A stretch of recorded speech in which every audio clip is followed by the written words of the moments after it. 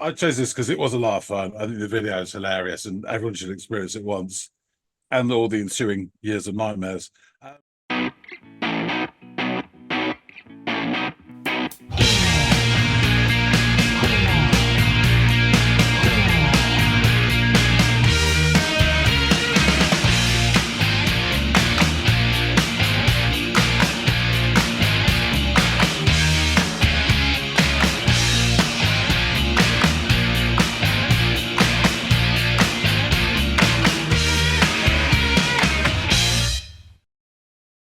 Hey, everybody out there, welcome back to another episode of the Audiophiles. I'm Andy, that's John, and we're here to discuss some music.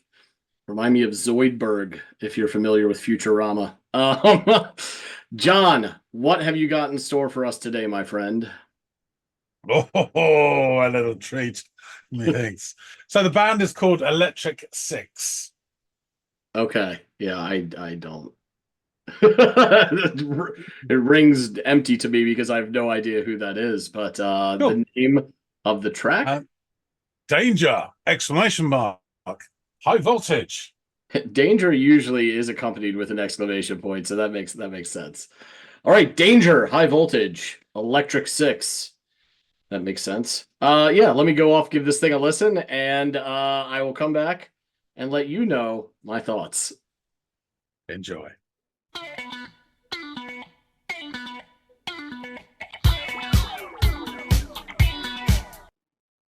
Half a breath into this thing. Barely got my bearings, and already some really cool, kind of funky guitar licks that and it grabbed my attention 10 times out of 10 when you come at me with that. Yeah, that's really cool and already hooky in how it can sink its teeth into you. All right, let's go.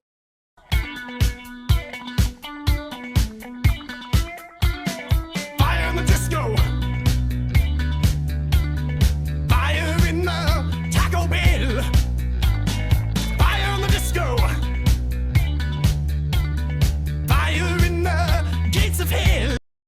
All right, I don't think, I'm like 99.9% sure John has echoed these lyrics at the beginning of one of our conversations, as he's wont to do, right? All these little Easter eggs he leaves you guys with these snippets of lyrical content. I think I recall this. You don't often hear about fire in a disco and fire in a Taco Bell within the same breath of one another. Uh, but I do recall hearing it not that long ago from a man from across the pond, and here we are again. So yeah, this is interesting. This guy is a bit much with his, you know, I'm from Baltimore. When you see that mustache, you instantly think of John Waters. Uh, that's where I'm at right now. And I think that cod piece that your man's wearing is something that John Waters would really appreciate too. Oh my God, this is silly. All right, let's go. Does you wanna know how we keep starting fires? It's my desire. It's my desire. It's my desire. Don't you wanna know how we keep starting fires? It's my desire. It's my Good God. It's my desire. This woman is nightmare fuel. Like, for the love of God, just blink, lady. Danger, danger. Oh, High Christ. voltage. When we touch, when we kiss. Danger, danger. High voltage. When we touch, when we kiss, when we touch. Danger, danger. High voltage. When we touch, and when we kiss. Danger, danger. High voltage. When we touch, when we kiss, when we touch, when we kiss. Okay, the lip syncing it could use some polishing up. Oh my God, this is weird, funny, silly, all these things. God, this is a lot. But behind all of this, and God, I really wanted to. It's like a fucking car crash. You don't want to watch it, but you have to. But I also really want to listen to this music, which does have this funky disco-y, like the gentleman said earlier, kind of sound to it, which is fun and makes you want to move your shoulders, and kind of get down. So I'm loving the music to it. but Christ, it's hard to divorce the visuals. My God.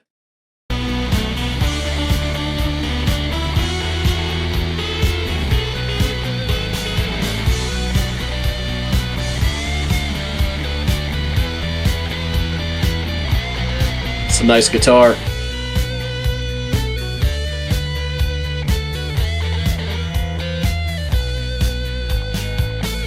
That rolling bass is good too.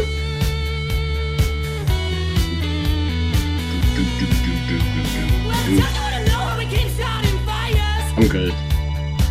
It's my desire. It's my desire. Don't you wanna know how we keep starting fires? It's my desire. It's my desire. Danger, danger. High voltage. When we touch. When we kiss. Danger, danger. It's high voltage. When we touch. When we kiss. When we touch. Danger, danger. High voltage. When we touch. When we kiss. Danger, danger. High voltage. When we touch. When we kiss. When we touch. When we kiss. Lover.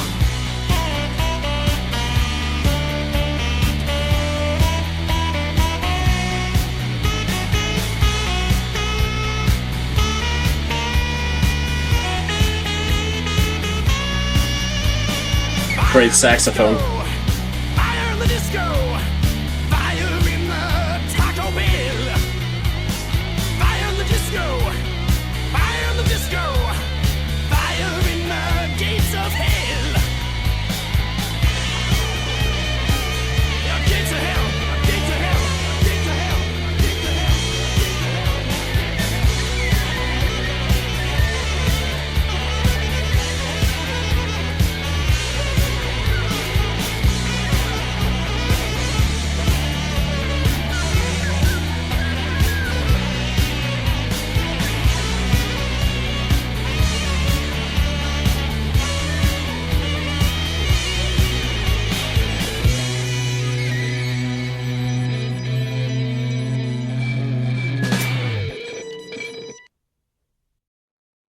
Okay. Alright.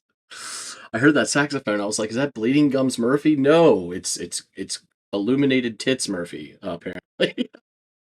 That was a lot of fun. I mean, it was. The song was great, hooky, and you knew instantly when you heard that guitar, this song was going to have hooky elements to it, but the whole thing was,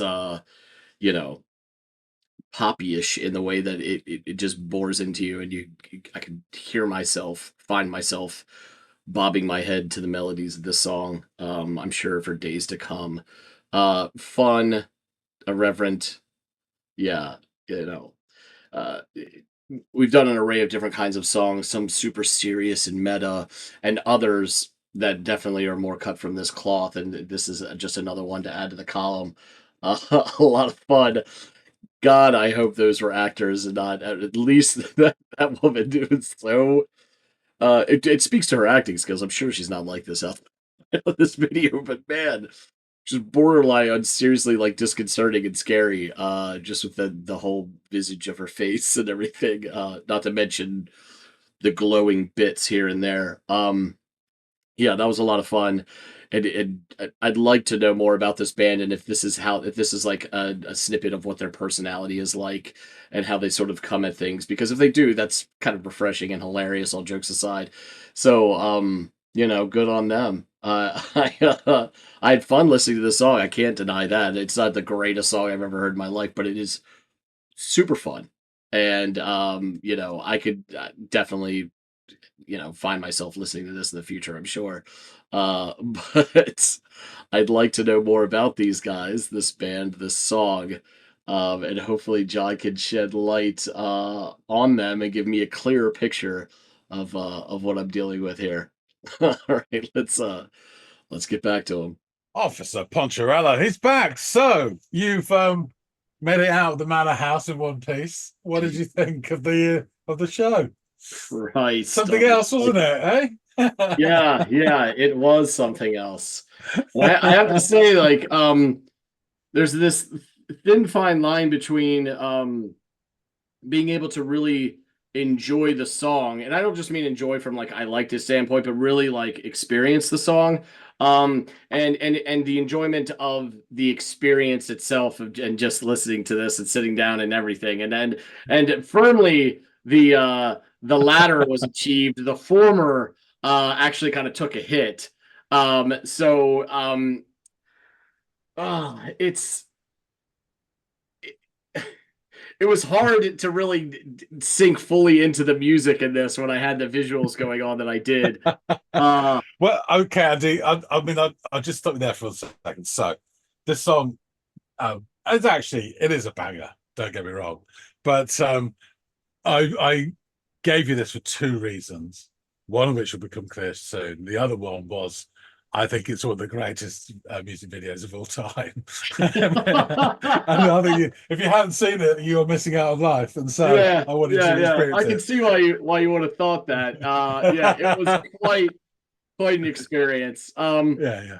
So a half a breath into the song, and the funk guitar grabbed my attention like with the stealthy speed a snake might capture or snag a passing field mouse who's unsuspecting. It grabbed me instantly. I loved that sound. I really, really did.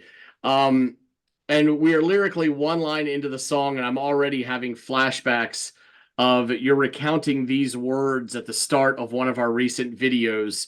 Not many songs open up with declarations of fires in a disco or a Taco Bell for that matter.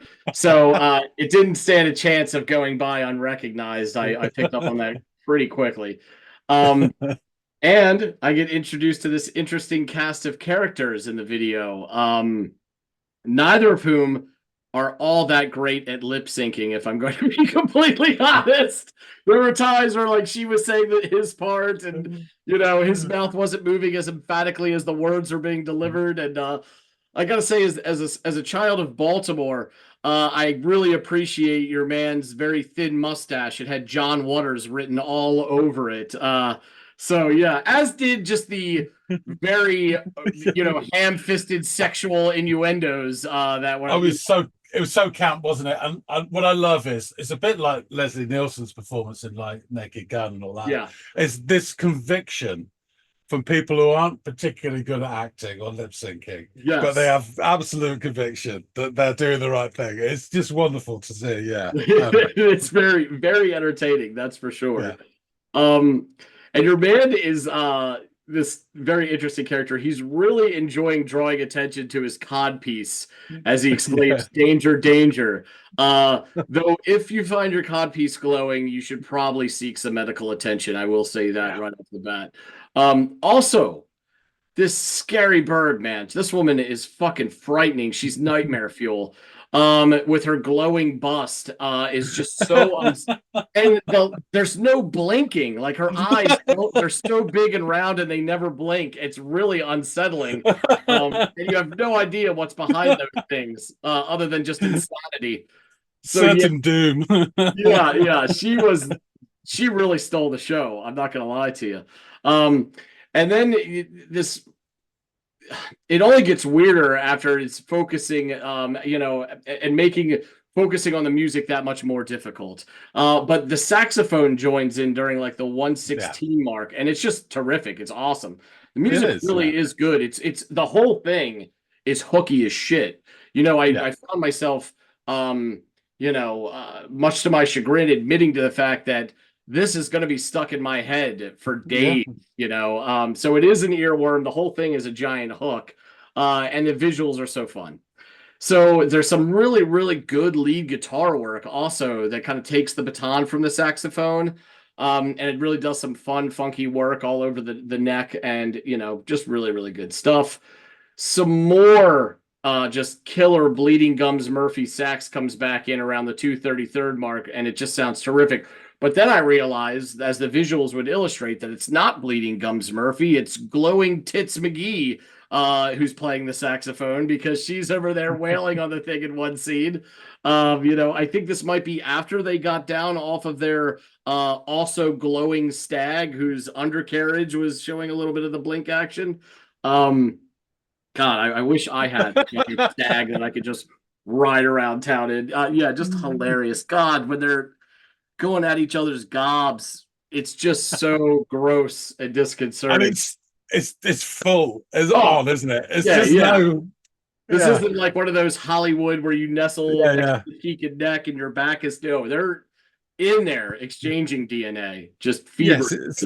Yes, it's a full-throated examination. Yes, yes, it is. It is. Some serious tonsil tickling was going on there. The chorus repeats itself a few more times, all over top, more of this great guitar riffing. That's a little bit further back in the mix, and the sax carries on while the two characters carry on themselves. And we get some gates of hell, before the music escalates before reaching its completion. This was a fun song filled with a lot of little hooky mechanisms that creep into your ear and capture your attention. And I can understand and recognize the charm in all of its silliness and how over the top it is. And there really isn't much to say about it than that, if I'm being honest. I mean, the song was fun. You knew what you were getting sort of after the first 15 seconds. And it carried on like that, with the exception of the surprise saxophone appearance, which I gave a shout out to and was great. Some really good guitar work. But yeah, this was like a really easy to digest, fun song. Visually a little less easier to digest, but still hilarious in all of its over the top campiness, as you said. So yeah, I had a lot of fun watching and listening to this tune. And I can understand why it was called Danger High Voltage.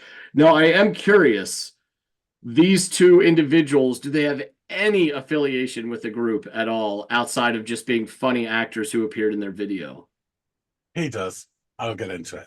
Okay, I was gonna say, if I had to flip a coin on which one was likely in the band, it's gonna be his old pencil stash and not Yeah. the non-blinking woman. I mean, it could have been neither easily. Yeah, I know. yeah.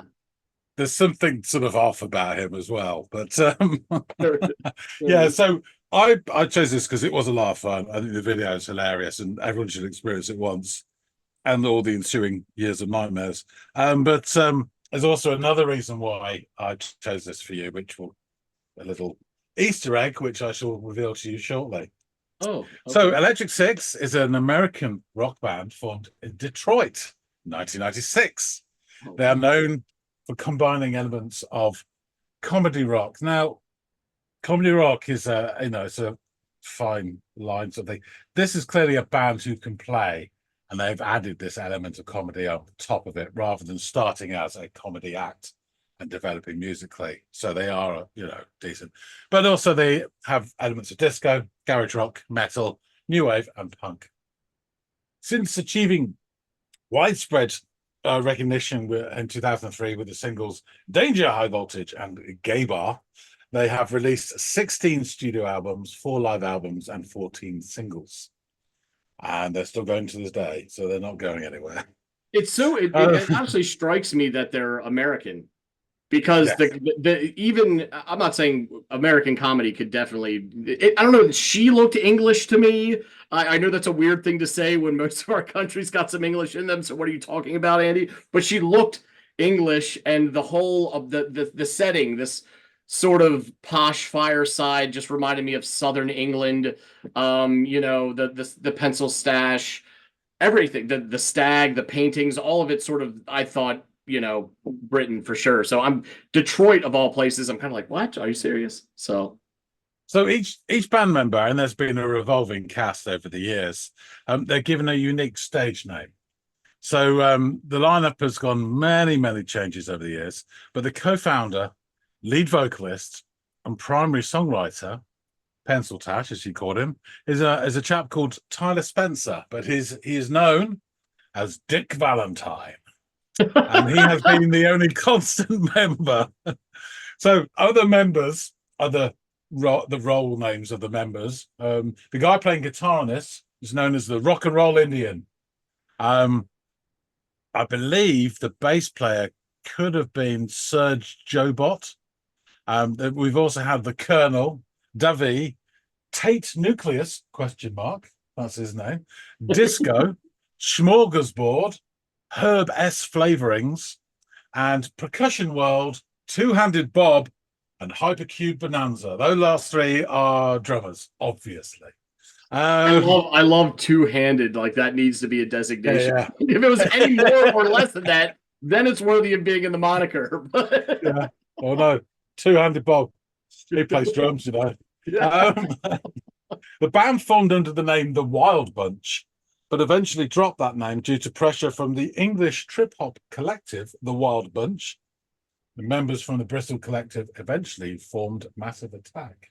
She had Denaja, Tricky, all those were in The Wild Bunch. Yep. The minute you said this is- trip-hop, I instantly started thinking, how is this tying back to Massive Attack? So through the late 90s, they played regularly at Old Miami and Gold Dollar clubs in Detroit, the center of the scene that also produced acts like the White Stripes. Valentine has always been the primary songwriter, both music and lyrics, of the band. The band temporarily split at the end of the 90s, but reformed in 2001. They got back together and in 2003 released Danger High Voltage. It was a massive hit for the band, particularly in Britain, who love that sort of comedy. The song garnered attention after a rumor began to spread that the unidentified second vocalist featured on it, officially credited as someone called John S. O'Leary, was the White Stripes frontman Jack White before his band became popular. Oh. Although this is presented as fact in multiple sources, Electric Six guitarist Serge told an interviewer who asked him about the singer's identity, "It's a fan. We put a competition out and he won. He's a mechanic. It wasn't Jack White." And the bassist Disco added, "Yeah, he was probably the only person who entered the competition." And then in another interview, drummer M said that his lawyer had advised the band to neither confirm nor deny the presence of Jack White. Finally, in a video published on his YouTube channel in 2018, Dick Valentine confirmed that Jack White was indeed the second vocalist on the song. So that's him, whose voice has been mimed by the woman. Oh, no shit. Yeah, I thought you'd like that. Yeah. White... No, I love Jack White. The musician. He could be a bit of a prick, but yes, I love his music. Yeah. White did it as a favor, wasn't paid. He often actually helped out Detroit bands around that time. Yeah. And they kept it a secret. So when he did the vocals in 2000, so quite a long time ago, the White Stripes had released 2 albums and were lauded in the UK as the next big thing, but they weren't known at all in America outside of Michigan. By the time the video for Danger was released in 2003, the White Stripes had released their 3rd album, White Blood Cells, and were a much bigger deal. So yeah, and they kept it one. They didn't want any controversy from Electric Six to bleed over into him, and 2, they don't want to think that to be seen as riding his coattails. Sure, you know, they were just mates. You know. Anyway, Danger High Voltage reached number 2 in the UK singles chart and was single of the week for NME. Their second single, Gay Bar, hit the number 5 spots. It's an amazing song as well. And it's much along the same lines. Okay. You know, I want to take you to a gay bar. And it actually, again, it's hooky as shit. It really is. The song Gay Bar was reportedly inspired by a raucous night out in Detroit's gay club scene with former Crazy Town member Brandon Calabro. The album Fire reached top 10 in the UK and made it into several best of 2003 lists. So people, although to the funny side, they actually did take the music and the band seriously. The New York Times called the song catchier than anything on the radio by the White Stripes. NME wrote that Electric Six rustled up the kind of the sort of pop party thrash, which sounds like the idiot half brother to the Rapture's House of Jealous Lovers. It's that good. Yeah. And writing for the Village Voice, Amy Phillips said, "The 2 men shout about declarations of affection to each other over a sizzling Saturday Night Fever groove, and the sax sounds like it's being played by someone with a long, luscious mullet. The video features taxidermy and a glowing codpiece." As already described, the video for the song is something else. It's set in this mansion where Dick Valentine and the 72-year-old actress Tina Konerek get intimate in various guises with their private parts glowing and throbbing. Also, an unforgettable cameo from a stuffed moose. Can you imagine the guy? I'm a trained electrician. I've got to wire up the codpiece for a Yeah, giant. yeah, stuffed animal. exactly. Yeah. And then after you do it for him, then they're like, "Oh, now can you fit one for a moose?" And he's like, "What the fuck? Where do you draw the line?" Oh Gonna god. need a bigger codpiece. Yeah, exactly. Valentine's the only band member in it, which caused a bit of friction. The rest of the band are actually featured in the paintings on the walls, on which are actually Oh, okay. shown and created by the artist Brian Rea.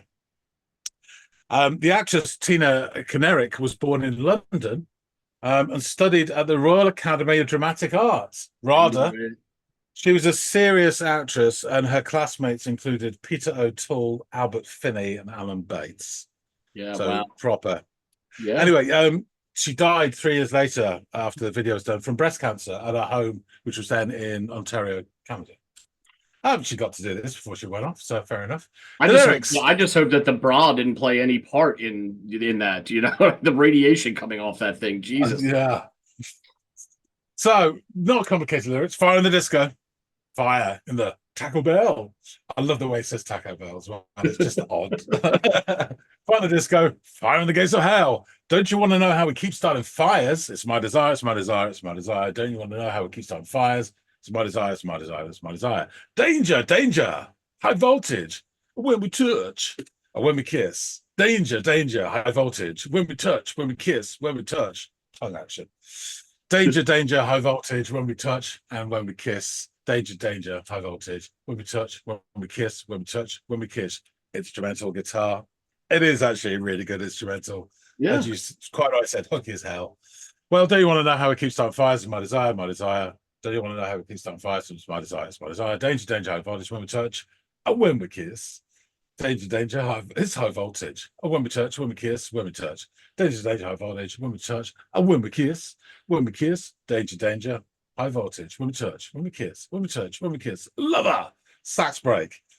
And then it comes back. Fire disco, fire in the disco, fire in the Taco Bell, fire in the disco, fire in the disco, fire in the gates of hell. The gates of hell, the gates of hell, the gates of hell.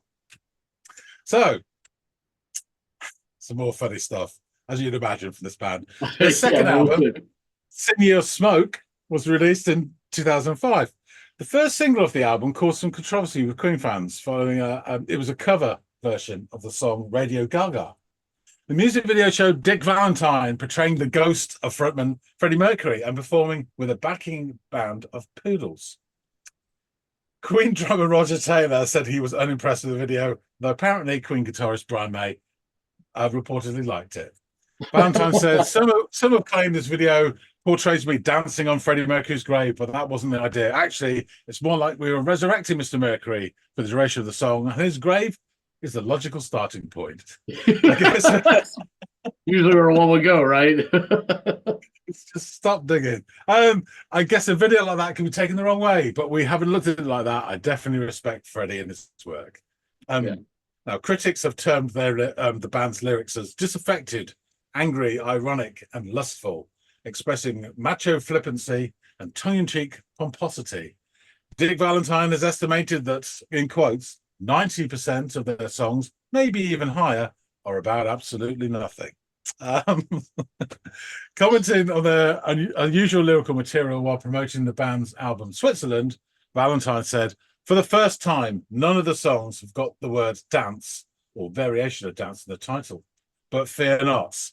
We have songs with drugs and girls and tonight and night and louder and party in the title, so we haven't given up on our philosophy just yet." I